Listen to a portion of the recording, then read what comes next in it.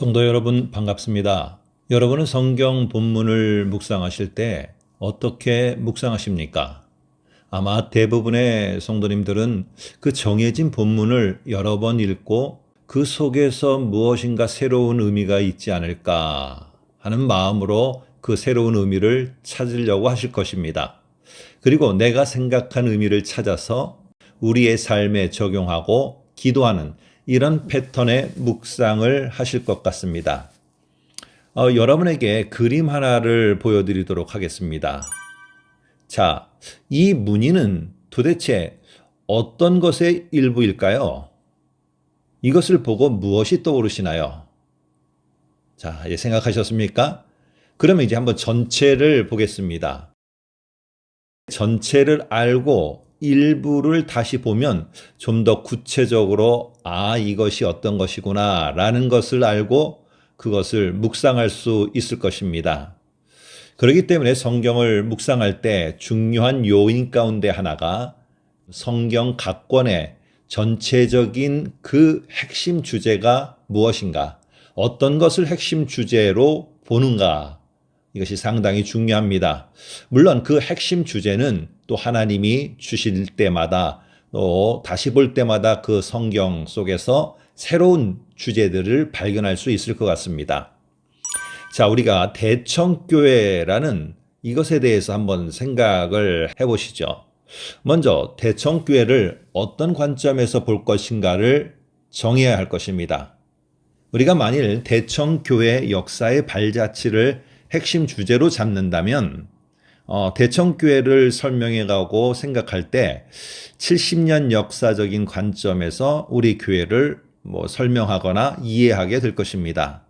그런데요, 이 대청교회지만은 대청교회 선교의 발자취를 핵심 주제로 잡는다면 똑같은 대청교회라 할지라도 다른 관점에서 달리 보게 될 것입니다. 이처럼 성경의 각 권도 무엇을 핵심 주제로 삼고 어떤 관점에서 보는가에 따라서 본문은 다르게 이해될 수 있을 것 같습니다. 요즘 우리는 요한복음을 묵상하고 있는데요. 저는 요한복음 서두와 말미에서 강조하고 있는 이 생명이라는 단어를 가지고 하늘로부터 주어진 영원한 생명, 이것을 핵심 주제로 여러분과 함께 본문을 계속 묵상하고 있습니다.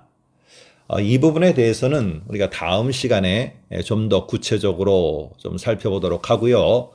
만일 요한복음을 다른 관점에서 다른 핵심 주제를 한번 찾아본다면 무엇이 있을까요?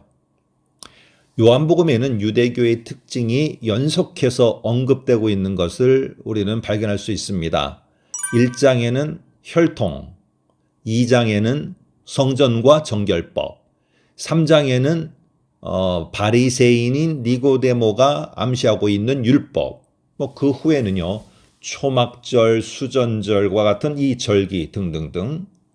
그러면 이런 유대교의 이런 특징과 예수를 대조해서 우리는 무슨 주제를 만들어낼 수 있을까요? 이런 거를 한번 만들 수 있지 않겠습니까? 핵심 주제로 예수님과 함께 도래한 새 시대의 특징들, 이것을 핵심 주제로 우리가 삼는다면 요한복음을 좀 더 새롭게 묵상할 수도 있을 것 같습니다.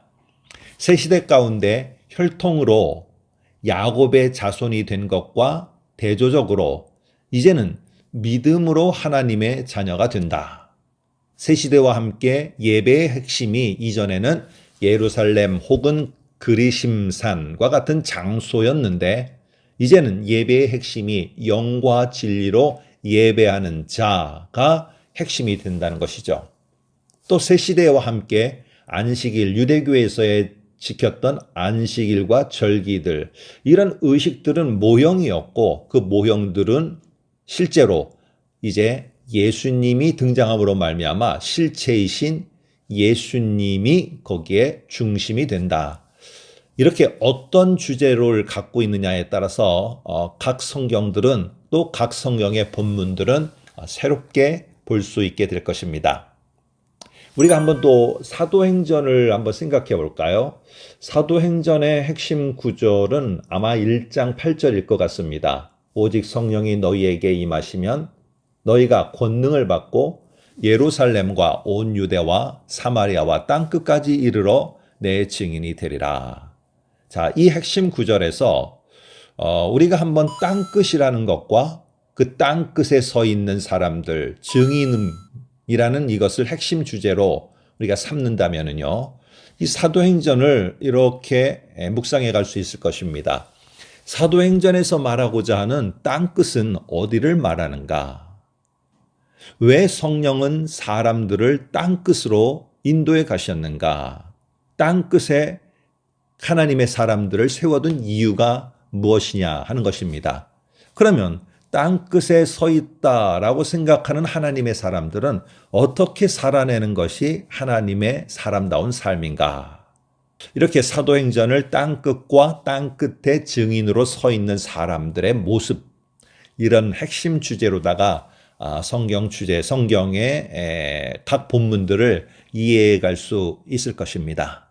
자, 우리는 성경을 이해하고 성경의 각 본문을 이해하는데 숲을 볼 것이냐, 나무를 볼 것이냐, 이것 속에서 우리는 어느 한 부분이 아니고요. 이 두 개를 사실 잘 병행해 나가야 되는 것이죠. 그래서 숲과 같은 핵심 주제를 먼저 잘 설정하고, 그리고 핵심 주제와 함께 각 나무와 같은 각 본문들을 그 주제에 맞게끔 한번 묵상해 보는 이런 것들이 오늘 우리들에게 필요하지 않을까 생각합니다. 어떤 유익이 있겠다라고 볼 수 있냐고요. 한 주제를 가지고 우리 한 성경을 관통해 가면서 볼 수 있다는 것입니다.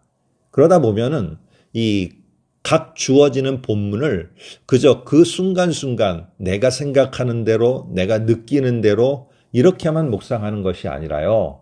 이 관통해가는 그 주제에 맞게끔 그 본문을 보면서 그 주제와 상관성을 생각하면서 묵상을 하게 된다는 것입니다. 그러면은 이 성경 전체가 끝났을 때 하나의 큰 물줄기와 같은 주제가 우리들 머릿속에 남게 될 것이고요. 그 주제와 함께 각 본문이 어떤 의미였는가가 좀 더 구체적으로 우리들 마음속에 남게 될 것입니다.